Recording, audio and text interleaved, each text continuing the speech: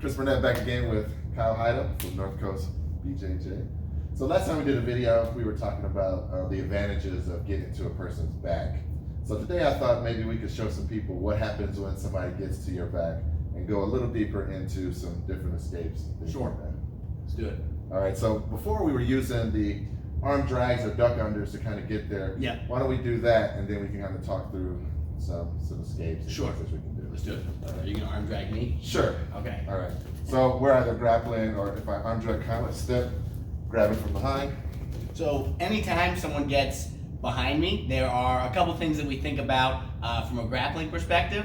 The first one is I have to protect my neck, right? Whether I'm standing or we're down on the floor. Anytime someone gets behind me, my neck is super exposed. It's really hard for me to do anything to this person, and he can do quite a bit to me, right? All of my stuff is kind of facing outward. All of his stuff is aimed right at my back, and again, my neck. There's the Monteleo. If I was wearing a jacket, tons of lapel chokes as well. So I'm very vulnerable to a choke. But on my feet, there's a second risk that's also pretty big, which is me getting picked up, right? I certainly don't want to get, go ahead, Chris, pick me up. I certainly don't want to get picked up and slammed, right? Whether I land on my arm, my ribs, my head, it's all going to be bad news, right? So standing, I think it's a little bit scarier even because, again, I sort of have two fires to deal with, right? I got to keep my neck safe, but also have to, again, not get power bombed by this guy. So depending on where his hands are, that's going to kind of immediately dictate what I think about first. Obviously, if his hands are up high, wrapping my neck, I'm going to think about my choke defense first.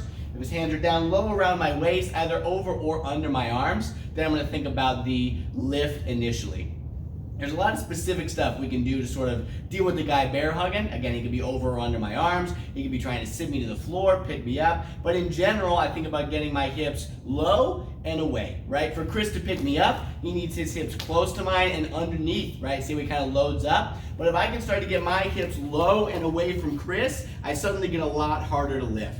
This is a little bit more of a wrestling answer. There's sort of a funny looking jiu-jitsu answer where we drop to a bear crawl and start to look for feet. But in general, the strategy is hips low and away because he needs his hips close and beneath. So if I can win the hip fight getting low and start to move them away, Chris start trying to pick me up now, it's gonna be much, much harder for him to generate any lift with my hips far and away, right? If you were to wrap my neck, we could talk about some clamp defenses here, right? Ugly neck, I'm trying to prevent the guy from putting tons of pressure on my neck. We can detail that a little more maybe as we hit the ground. But in general, I'm protecting my neck as much as possible. And on the feet, the second risk, if you could wrap me one more time, is again, the big lift and slam. So whether the guy's under my arms or even if he hugs me over my arms, the strategy is going to be the same, right? I want to start to drop my hips and get them far away. And then this can turn into either offense for us, right, with a throw, or even just self-defense, preventing myself from getting lifted. Sure. Those are the two big things we think about. Go ahead and do the throw, just so they can. Sure. So this is an example, right? A bear hug over the arms, right? The first thing I do is I drop my hips, I try and pick his hands up high on my chest, right? If I can raise his hands off my waist and get my hips low, I suddenly become way, way heavier. Once I'm not getting picked up, right, I don't want to sit here, I think about trying to lift my opponent. To do that, I got to move my hips. I swing my hips out to the side and take a big step behind Chris.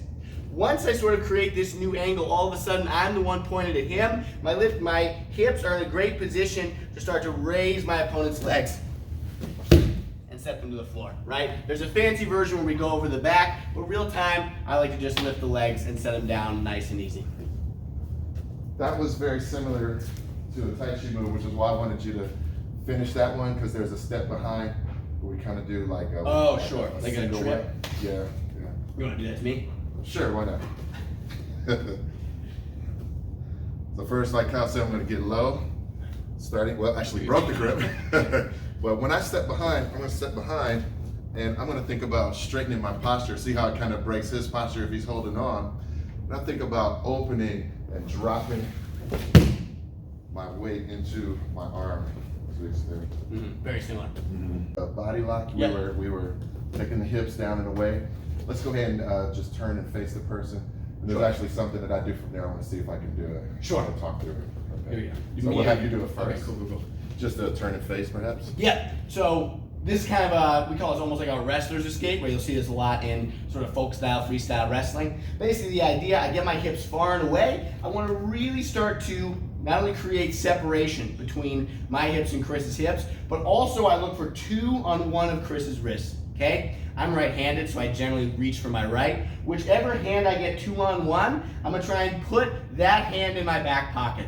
So I drop my hips, I start to walk away, I push forward with my right hip, and I start to push Chris's hand to my right back pocket, right? Makes it very, very hard to hold on to. Now, once I've got the hands apart and the hands in my back pocket, I'll keep my right hand, my same side hand on, and I'll use my free hand to cut, to turn and face Chris.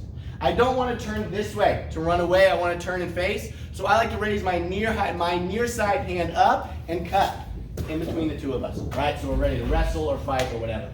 Nice. So every now and then I can get a standing switch. For sure. But only once on one person. So once I do it on them, they always keep their legs back. Sure. I probably should have tried to do it first before I said that, but just to demonstrate. So if Kyle has me. Yep. So I want to do the same thing. I want to get low, hips away. So I use the pressure of my shoulders. Once I start to break here, though, I'm going to reach back and grab it under his leg. If you have long arms, you can do this. Short arms probably won't work, but from here, I start to lift up. And depending on the situation, if it's self-defense, I might go for the trip. I'll go ahead and trip here. Go ahead. And from there, I can run, or if I wanted to engage, I could engage. Now, if it's jiu-jitsu, there's something that I like to do. I do the same thing, away. Once I grab here, I kind of switch it over, and then I like to trip this way, and it kind of gives me that leg drag right there. Come into the side control. Nice. Do here.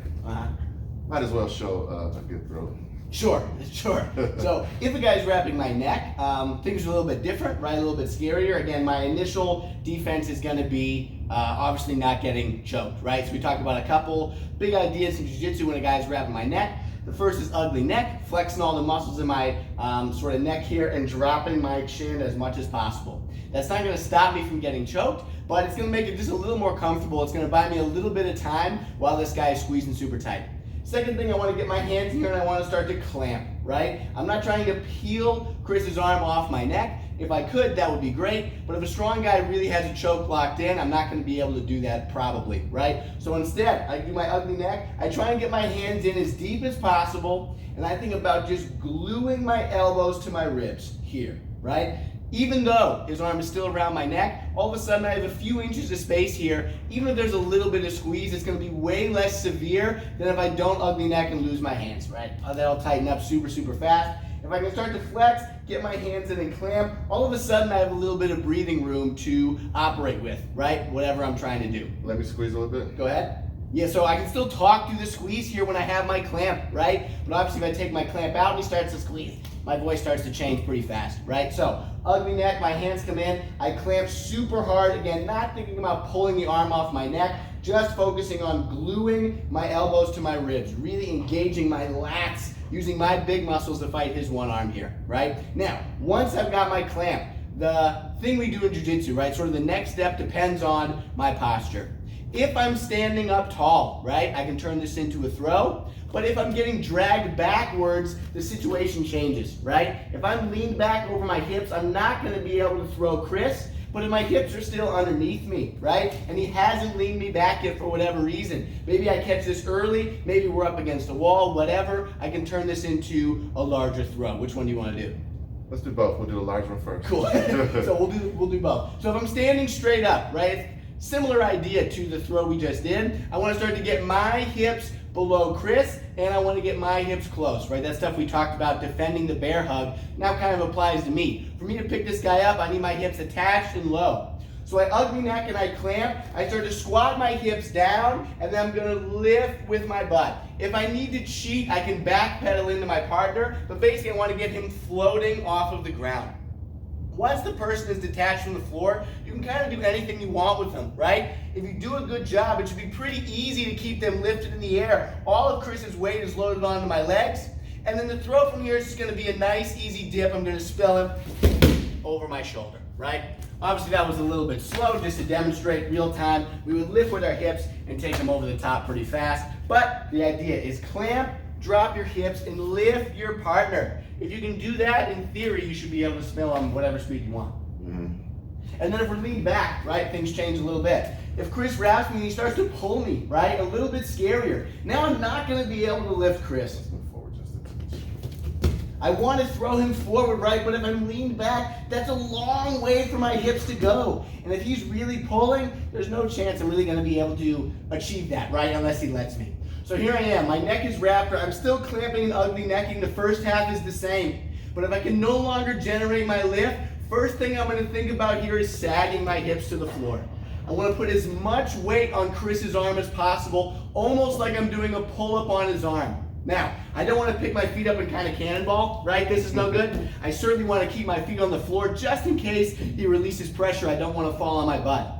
But I put as much as possible on the bad guy just to make it hard to drag me. And also, that will almost certainly, I could say, maybe not 100%, 99.99% certainty, place Chris's leg in between my feet.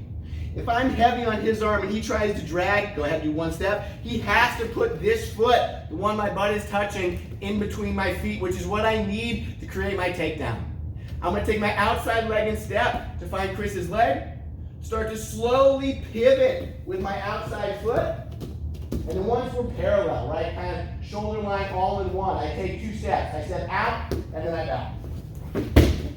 Take the bad guy to the floor, right? So it's some more steps to that one, but it all kind of starts the same. The ideas are all the same. I protect my neck, I sag my weight, either by dropping my hips and pushing them back into you, or if I'm getting lean back, I protect my neck, sag my weight, and start to look for the trip. Nice. Any other thoughts on getting out of the back? No, I mean, there's a lot of things to think about, but again, it's protect your neck on the floor, and don't get picked up on the feet, right? Those are sort of the 2 main risks. What if I'm down and you're on top of my back? Like if you're belly down? Yeah, how would I escape that? Sure, good question. That's really hard to do, and it kind of depends on You don't know. if the person has hooks or not, right? If the person doesn't have hooks, I think it's a little bit easier because our hips are free to turn. Basically, anytime I'm flat on my belly, I want to turn and face the guy, right? Which is obviously kind of an oversimplification, but that's kind of my goal, right? It's going to be difficult whether he's got hooks or not, but my goal is to turn and face, right? If a person has hooks, here's what I try and do, right? So go ahead, Chris. So if a person has hooks on me and he puts me flat on my belly, this is about as bad as it gets. If it were open mat, I would escape by tapping, right? But real time, if I can't tap to get out of here. What I try and do first is free one of my legs, right? Right now you have both hooks. So I like to try and kick one of my legs to the middle of your feet.